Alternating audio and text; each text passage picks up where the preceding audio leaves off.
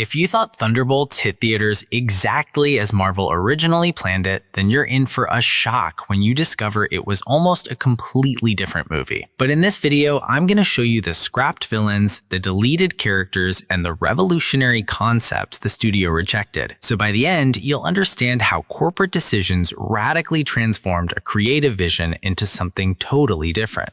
The Thunderbolts story that finally made it to theaters represents just a fraction of the multiple creative visions that competed to define this production. Behind every frame projected on screen exists a parallel universe of abandoned concepts, eliminated characters, and narrative twists that never saw the light of day. These weren't minor last-minute adjustments, they were fundamental transformations that altered the very essence of the project. The original creative team developed a proposal radically different from what audiences eventually experienced. They imagined a claustrophobic thriller where psychological tension would trump visual spectacle, where dysfunctional anti-heroes would be forced to confront their inner demons in a limited but intense setting. The team lineup included faces that never appeared, character dynamics that were never explored, and a main antagonist who was replaced not once but twice during development. These weren't organic creative changes arising from the natural evolution of the script, they were strategic decisions imposed by the corporate realities of a film studio managing a shared universe of interconnected franchises. Each modification responded to scheduling conflicts, plot overlaps with other productions, and commercial concerns about what type of film would connect better with mass audiences. But no change was as controversial as what Marvel decided to do with one of the team's most anticipated characters. The first crack in Thunderbolt's original vision showed up through a character who was already carrying the weight of frustrated fan expectations. Taskmaster had entered the Marvel Cinematic Universe through Black Widow, where comic book followers experienced immediate and profound disappointment. The charismatic, wisecracking mercenary they knew from the printed pages, that guy with photographic reflexes capable of mimicking any fighting style while dropping sarcastic comments, had been completely reinvented. The film transformed Taskmaster into a silent enforcer, stripped of personality and reduced to an emotionless tool. What could have been a dynamic villain capable of stealing every scene became a muted, generic presence. Fans voiced their frustration loudly, hoping future appearances would course correct and allow the character to evolve towards something closer to their comic book counterpart. Thunderbolts represented that second chance, a redemption opportunity that promised depth and development. However, fate had a cruel twist in store for those harboring such hopes. The movie didn't just fail to redeem Taskmaster, it took her off the board prematurely and definitively. Her early death in the narrative erased any possibility of further exploration, permanently closing the door on the character's evolution. For many, this represented a double betrayal, first ruining the character's introduction, then eliminating any chance of correction. What makes this decision particularly frustrating is knowing what could have been. The original script didn't contemplate Taskmaster's death. Quite the opposite. The writers had designed an arc of redemption and self-discovery that connected deeply with the film's central themes. This arc explored the emotional bond between Taskmaster and Ghost, two women whose stories shared a devastating common thread. Both had been raised and weaponized by secret organizations that stripped them of their humanity and autonomy. Both were experiments whose bodies were modified without consent, transformed into tools to serve agendas they never chose. This traumatic connection grounded a mentorship relationship where Ghost, who'd already managed to break the chains of her conditioning and assert her independence,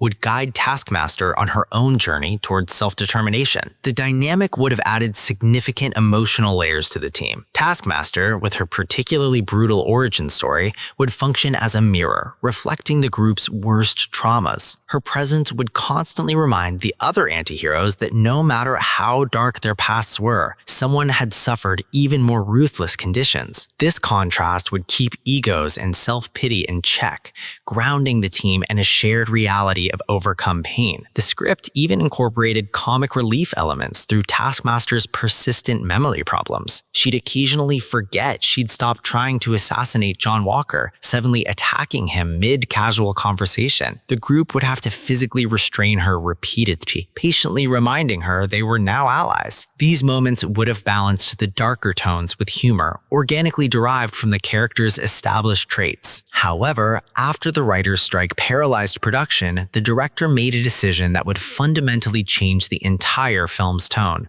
The reasoning behind the change reveals the creative priorities that would eventually define Thunderbolts. When the writer's strike halted production, director Jake Schreier exhaustively reviewed the existing material and reached a troubling conclusion. The film lacked genuine tension and unpredictability. Everything felt too safe, too bloodless, with very little sense of real danger or uncertainty about who might not survive to the final credits. To raise the emotional stakes and establish a riskier tone, Schreier decided to radically rework Taskmaster's role. Her death should happen early, suddenly, and directly, brutally surprising the audience and clearly communicating that no team member enjoyed narrative immunity. This loss would resonate throughout the entire story, a constant reminder that consequences were real and permanent. The filmmakers considered alternatives, including saving her death for later stages of the narrative. However, Schreier reasoned that if audiences got to know Taskmaster better, her eventual demise would overshadow the film's central focus, building a genuine emotional bond between Yelena Belova and Bob Reynolds, also known as Sentry. Allowing Taskmaster to develop deep connections with viewers would distract from the emotional backbone supporting the entire narrative structure. The revelation of this dramatic change took even the head writer completely by surprise. Eric Pearson only discovered Taskmaster had been eliminated when he finally saw the finished film. No one from the production team had informed him about this fundamental alteration to his script. The shock he experienced perfectly mirrored the shock the audience would feel, and in retrospect, Pearson admitted that maybe that genuine surprise worked in the narrative's favor. Pearson also suspected additional motivations behind the decision. Both Taskmaster and Bucky Barnes dealt with traumatic memory issues and identity crises as central elements of their character arcs. Eliminating Taskmaster might have been a strategy to prevent these themes from feeling repetitive or having the characters compete for the same emotional space within the narrative. Hit that subscribe button if you want to see how studios sacrifice character arcs for last-minute decisions, because what's coming reveals even more drastic changes that transformed the film's main villain. Before we dive into the chaos surrounding the main antagonist's selection, it's worth examining another significant puzzle piece that ended up on the editing room floor. Thunderbolts' original opening sequence would have immediately established power dynamics and Yelena Belova's motivations in a much more direct and emotionally charged way than the final version. This lost scene showed Yelena violently confronting Valentina Allegra de Fontaine about orchestrating the attack against Clint Barton. The exchange would have been intense and revealing, with Yelena furiously accusing Valentina of manipulating her through false information, pushing her to target her dead sister's best friend under the pretense that he was her killer. The betrayal was multi-layered. Not only was the information completely false, but Valentina had cynically used it as a motivational tool to ensure Yelena completed the job. Valentina's response would have been masterfully calculated and revealing of her true character. Instead of apologizing or accepting responsibility, she'd flip the argument with cold, ruthless logic. From her perspective, she'd simply paid Yelena to perform a professional service. Yelena had failed to complete that contract. The information about Clint Barton was nothing more than an additional incentive, a motivational tool to improve performance. If that information turned out to be false, that was irrelevant to the fundamental business transaction. This exchange would have evolved into a deeper, more vulnerable conversation about Yelena's growing disillusionment with her current existence. Her work as a hired assassin had lost whatever meaning it might have once had. She was searching for something more substantial, something that would justify continuing to breathe after losing the only family that truly mattered. This emotional setup would have powerfully and organically grounded her entire subsequent arc. However, writer Eric Pearson made the difficult decision to eliminate this opening due to practical, time-related considerations. A considerable period had elapsed between Thunderbolts' release and the events of Black Widow and the Hawkeye series. Pearson legitimately legitimately feared, like casual audiences who don't necessarily retain every detail from previous productions, wouldn't remember the necessary context for this confrontation to have the desired emotional impact. An opening scene that confused significant audience segments would start the film on the wrong foot, but these changes to individual scenes pale in comparison to the creative roller coasters surrounding the main villain's selection. The identity of Thunderbolts' main villain went through such a dramatic transformation that it's almost impossible to imagine these three concepts belonged to the same film. Each iteration represented not just a different character, but a fundamentally different vision of what type of threat the team would face and what themes the narrative would explore. This process of continuous changes reveals the complexities of producing films within a shared cinematic universe, where creative decisions never happen in isolation. Writer Eric Pearson's initial concept bet heavily on Red Hulk as the central antagonist. This choice made narrative and visual sense, a character with devastating powers who could serve as an overwhelming physical threat to a team of anti-heroes with relatively limited abilities. Red Hulk's presence would have guaranteed spectacular action sequences of massive destruction, exactly the type of set pieces audiences associate with Marvel Studios' productions. However, Marvel Studios rejected this proposal immediately and definitively. The reason had nothing to do with the idea's quality or its suitability for Thunderbolts. The problem was pure franchise logistics. Red Hulk was already committed as a central element of Captain America: Brave New World. Allowing two different films to use the same character as main antagonist in close release windows would dilute both's impact and create brand confusion. Shared universe coordination had vetoed the first vision before it could develop. Pearson found himself forced back to the drawing board to completely rethink his antagonist. The second iteration transformed John Walker, also known as U.S. Agent, into the narrative's main villain. This change fundamentally altered the film's tone, moving it from massive destruction spectacle toward personal tragedy and psychological manipulation. The storyline designed for Walker was dark and morally complex in a way Red Hulk could never have been. In this scrapped concept, Valentina would cruelly trick Walker into believing his super soldier serum was dangerously degrading, that his powers were fading, and he'd soon be defenseless and obsolete. She'd provide him supposedly corrective pills, medications that promised to stabilize his condition and preserve his abilities. Walker would take them confidently, unaware they were actually transforming him into a biological time bomb, altering his brain chemistry and pushing him toward progressive mental instability. As the narrative advanced, Walker would become increasingly volatile, paranoid, and alienated from his teammates. His actions would become more erratic and dangerous, but from his distorted perspective, he was only trying to protect his value and survive. The climax would have presented the Thunderbolts with a morally complex decision, not trying to kill one of their own,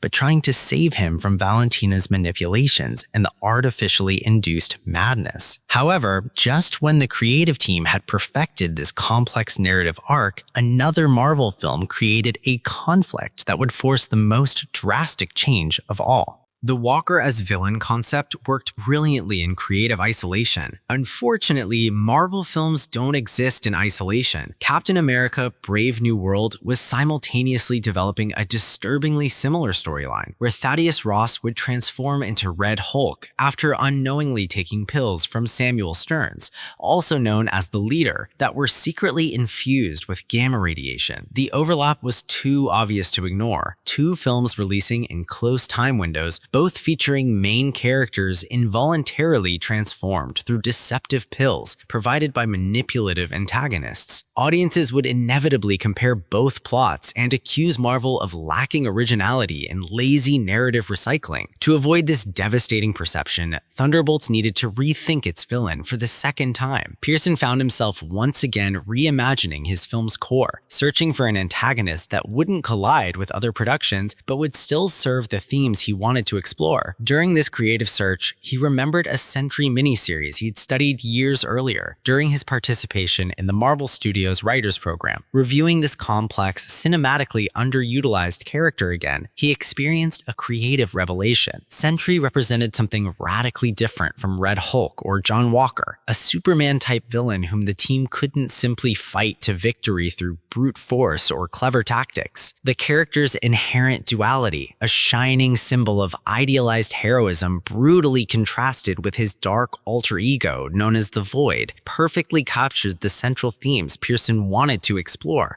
about fractured identity and unresolved trauma. For Pearson, Sentry represented the perpetual conflict between confidence and personal doubt, between the desire to be a hero and the terror of becoming a monster. What made this character particularly brilliant for Thunderbolts' needs was his capacity to serve as a mirror. All team members' emotional arcs could reflect within a single character who functioned simultaneously as potential hero and devastating antagonist. Once Pearson made this thematic connection, the entire narrative finally clicked into place. But solving the main villain problem only revealed how many other fundamental elements of the film still needed radical transformation. Even after committing to Sentry as antagonist, the character continued evolving in unexpected ways. The initially cast actor was Steven Yeun, who'd previously worked with director Jake Schreier on the acclaimed Netflix series Beef. Schreier fervently believed that Yeun's demonstrated emotional range and capacity to convey vulnerable intensity made him the perfect choice to capture Bob Reynolds' tortured duality. However, production delays related to the 2023 writers and actor strikes created insurmountable scheduling conflicts. Yeun was forced to abandon the project due to previous contractual commitments that couldn't be postponed further. Years later, in interviews, Yeun would openly express his disappointment at having lost the opportunity to portray such a complex character within the Marvel Cinematic Universe. Marvel Studios cast Lewis Pullman as replacement, an actor whose interpretive approach was fundamentally different from Yeun's. Where Yeun would have brought extroverted intensity and external emotional expressiveness, Pullman contributed silent introspection and contained vulnerability. This actor change wasn't simply a one-to-one replacement, but a character redefinition that subtly altered the entire film's tone. The Void, the dark dimensional realm connecting to Sentry's powers, also went through its own significant conceptual evolution. Pearson had originally written it as a surrealistic, dreamlike space,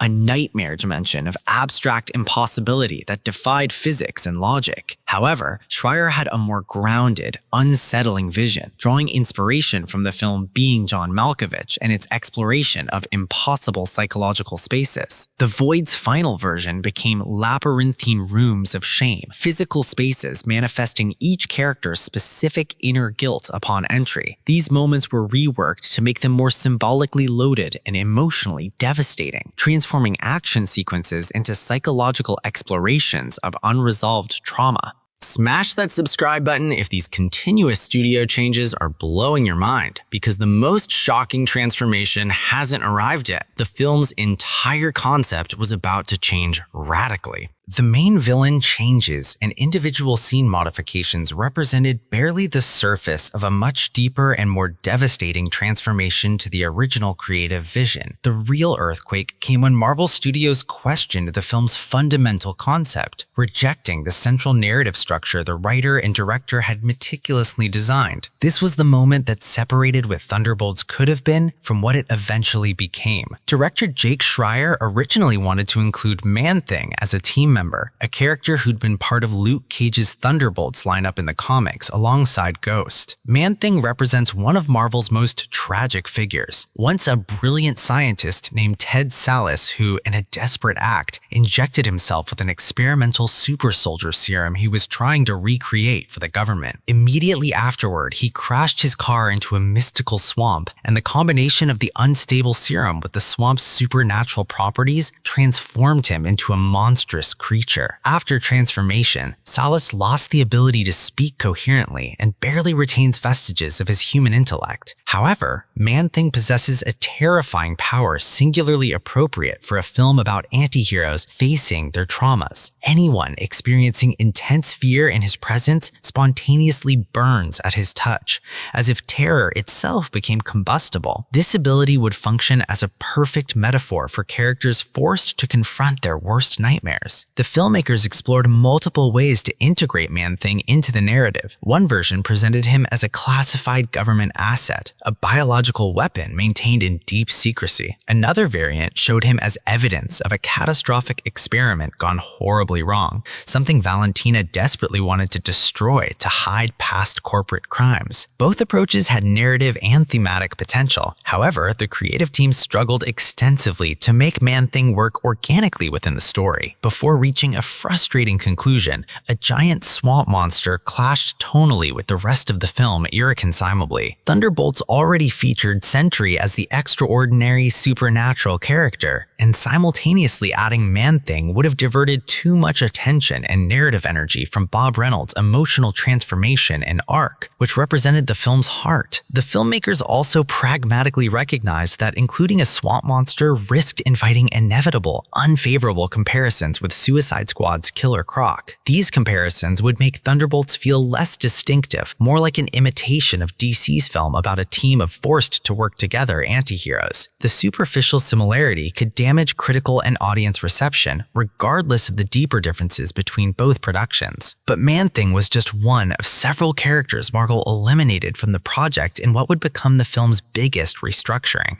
Bucky Barnes also wasn't originally part of the team or in the film at all. The initial narrative focused exclusively on Valentina's direct recruits. Yelena Belova, Ghost, Taskmaster, and John Walker formed a compact group of anti-heroes forced to work together under her manipulative control. Bucky's eventual inclusion served multiple strategic purposes Marvel considered essential for commercial success. His past as the Winter Soldier, a brainwashed assassin forced to commit atrocities for decades, connected him thematically with the shared trauma uniting the other team members. This connection made Bucky a natural fit for the group dynamic. Additionally, his presence as an established character with appearances in multiple previous films provided a familiar face directly linking Thunderbolts with the broader MCU, facilitating marketing and accessibility for casual audiences. However, the original script's Bucky had a very different arc from what finally appeared on screen. Pearson had written him as a washed-up, humiliated public figure being cynically exploited by politicians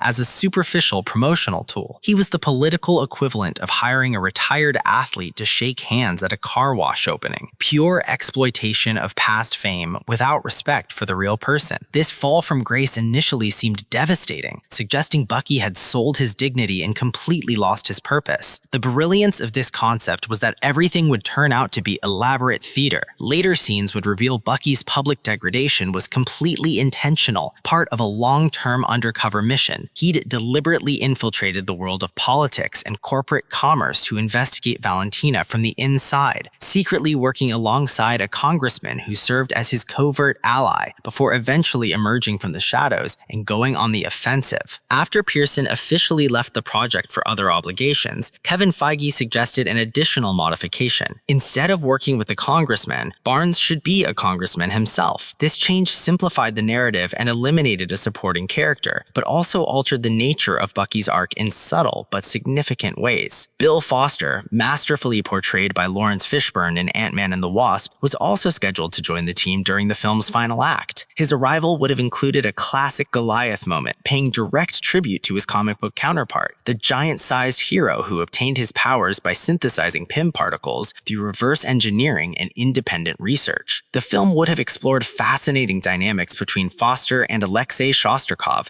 the Red Guardian, two older men with complicated heroic pasts acting as unlikely, dysfunctional father figures to Ghost and Yelena, respectively. These relationships would have added intergenerational emotional depth depth and explored themes of legacy, late-life redemption, and second chances for men who'd wasted much of their lives serving corrupt systems. However, the Foster subplot was ultimately cut for thematic considerations. Unlike the other team members, Foster didn't share the same type of deeply rooted trauma and dehumanization experiences connecting the others. His inclusion would have been emotionally satisfying, but thematically inconsistent, diluting the central focus on people who'd been weaponized and now sought to reclaim their humanity. And we still haven't reached the most radical change. The entire concept of how and where the film would take place was about to be rejected. Zemo, the manipulative villain who'd appeared in Captain America: Civil War and The Falcon and the Winter Soldier, came dangerously close to making a significant Thunderbolts appearance. An early draft included a cinematically powerful post-credits scene showing Zemo confined in prison, silently watching television or reports about Valentina's new team, his eyes revealing secret knowledge while hinting he'd been orchestrating events from the shadows all along. This revelation would have been an appropriate, satisfying nod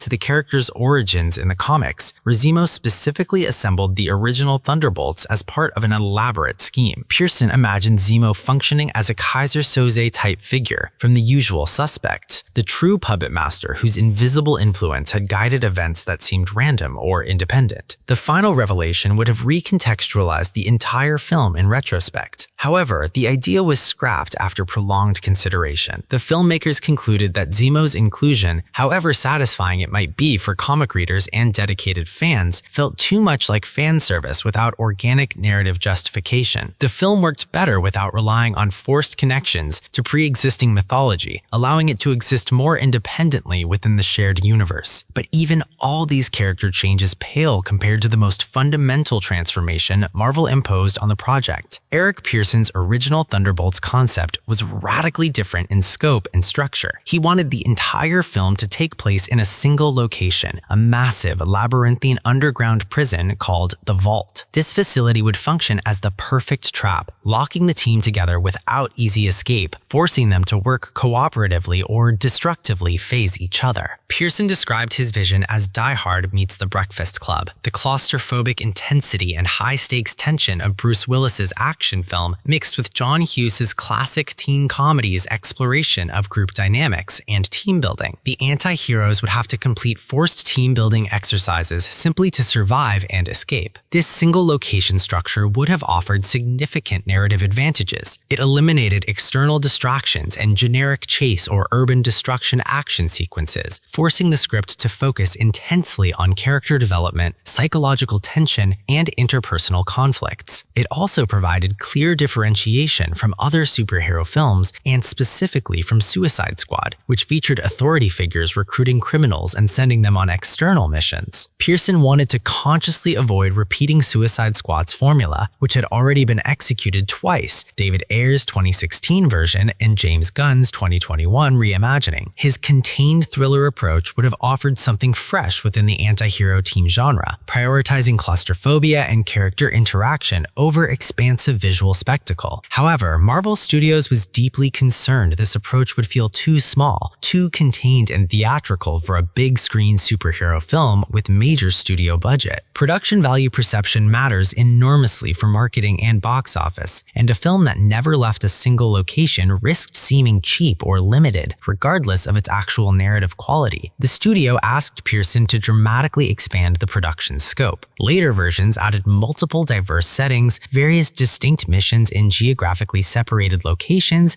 and stakes extending beyond the team's immediate fate towards world-scale consequences. The film grew in visual ambition and budget, but lost the psychological intimacy and contained intensity that defined the original vision. All these changes transformed Thunderbolts into something completely different from what was imagined, but it remained to be seen whether these corporate decisions would produce the success Marvel hoped for. The journey from Thunderbolt's initial vision to the film that finally hit theaters represents one of the most extensive creative transformations in Marvel Studios' recent history. Every decision, every change, every eliminated character, and every scrapped concept gradually moved the project away from the psychological intimacy Pearson and Schreier originally imagined, pushing it towards the more familiar territory of large-scale superhero spectacle. What began as a claustrophobic, Die Hard-style thriller thriller, where dysfunctional anti-heroes would be forced to confront their traumas in confined spaces, evolved into a much more expansive narrative with multiple locations, cosmic-scale threats, and the type of visual destruction audiences associate with the genre. The film deliberately traded spectacle for introspection, action for character development, and global stakes for personal conflicts. However, even after all these transformations, Thunderbolts managed to retain elements of its original DNA. The final version genuinely delivered a powerful message about broken people discovering unexpected strength in authentic human connections. It explored how individuals society has discarded or weaponized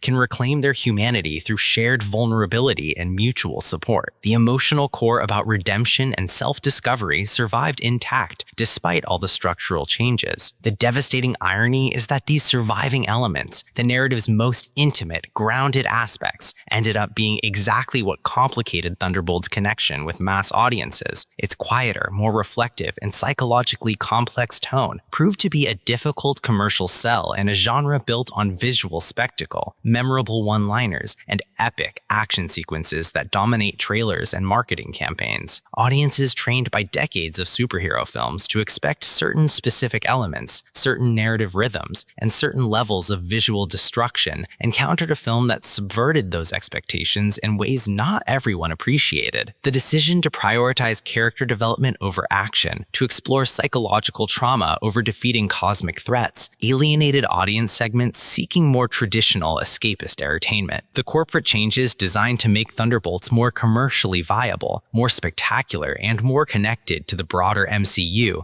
paradoxically failed to achieve the goal of maximizing mass audience appeal. The film, trying to be everything to everyone, ended up being something less satisfying, both for those seeking character intimacy and those expecting blockbuster spectacle. It landed uncomfortably between two identities without fully committing to either. The question that can never be definitively answered is whether the original vision, the contained single-location thriller with laser focus on character dynamics and psychological tension, would have connected better with audiences and critics. Perhaps its radical differentiation from the rest of the MCU would have been refreshing and found an audience hungry for something different. Or perhaps it would have failed even more spectacularly by straying too far from what fans expect from the genre. What we know for certain is that Thunderbolts now exists as testament to how corporate pressures, shared universe limitations, and commercial concerns inevitably shape and transform creative visions. Major studio budget films are never purely artistic products, but negotiated compromises between creativity and commerce, between risk and protected investment, between innovation and proven formula. For fans who know these development stories, who understand all the scrapped concepts and eliminated characters, Thunderbolts becomes something more complex than simply a film to judge on its own merits. It becomes an artifact of a process, evidence of creative negotiations, and a reminder that for every decision visible on screen, dozens of alternatives existed that never materialized. The writers, directors, and actors who worked on Thunderbolts created something significant within the imposed limitations. They achieved moments of genuine emotional depth and character exploration, despite pressures to expand scope and add spectacle. But the film audiences eventually saw represents just a fraction of the multiple Thunderbolts that could have existed, each with its own unique identity and potential. The complete Thunderbolts story, including all its cancelled plans, eliminated characters, and scrapped concepts, reveals an uncomfortable truth about contemporary franchise filmmaking. The best creative ideas don't always survive production studio realities. Sometimes the boldest vision, the most different, and potentially the most memorable is precisely the one sacrificed in favor of something safer, more familiar, and supposedly more marketable. Drop a subscribe if this video changed your perspective on how corporate decisions transform creative visions in Hollywood. Because every week we break down the stories studios don't want you to know, the canceled concepts that almost made it to screen, and the creative battles happening behind every production.